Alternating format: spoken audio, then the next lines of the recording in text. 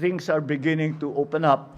And although we cannot be assured right now of the supply, we can be sure that at least for 45 days we will be all right. I think that we can be fairly confident.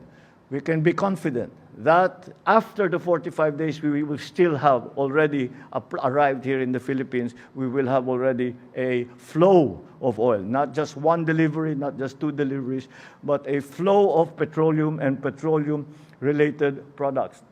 The next part of the challenge that we were facing was the supply and the pricing of petroleum products. Kaya't ang una naming tiniyak ay, ang unang tanong ko sa Department of Energy, ano ba ang stock natin ng diesel, ng gasolina, ng kerosene, ng jet fuel? At ito ay binigay sa atin.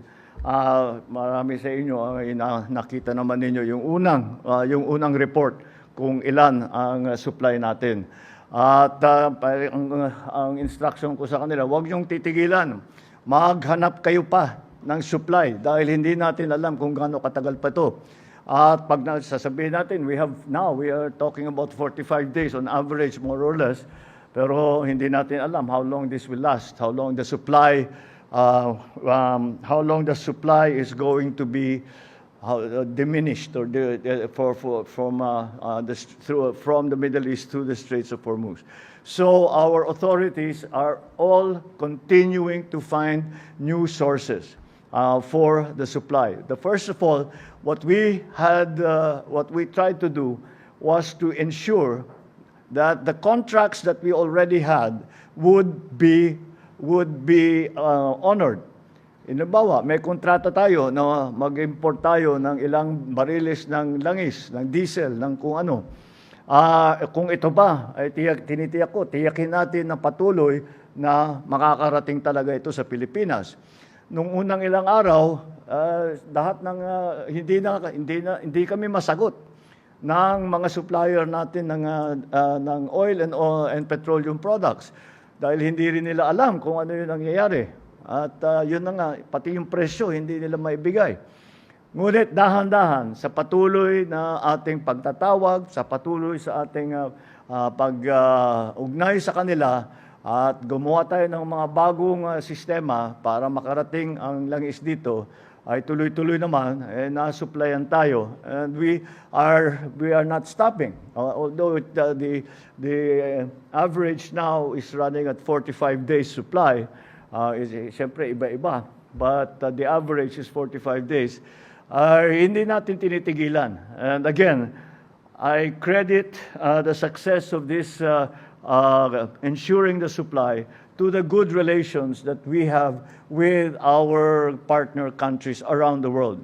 And we have not only gone to our oil suppliers, the traditional oil suppliers, we have tried to explore other sources that are not affected by the war that is ongoing in the Middle East. And it would be premature to say that we have perfected contracts with them, but I think it's sufficient to say that the things are beginning to open up. And although we cannot be assured right now of the supply, we can be sure that at least for 45 days we will be all right. I think that we can be fairly confident.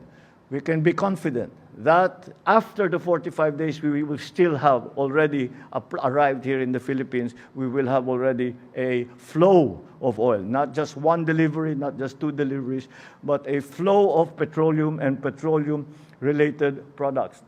Right now, because of the situation, lahat hinihingi natin. Humihingi tayo ng crude oil. We are asking for, we find if we can find it dahil meron naman tayong refinery. Andyan naman ang Petron that can refine it. Gasolina, diesel, syempre ang pinaka-importante para dito sa Pilipinas. At ang jet fuel, kerosene at saka jet fuel para patuloy ang lipad ng mga eroplano. So we are continuing to do this.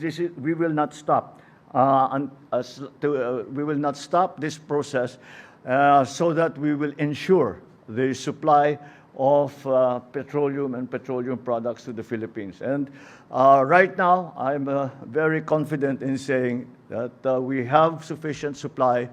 We will continue to source those supplies, and I do not think that there is a problem.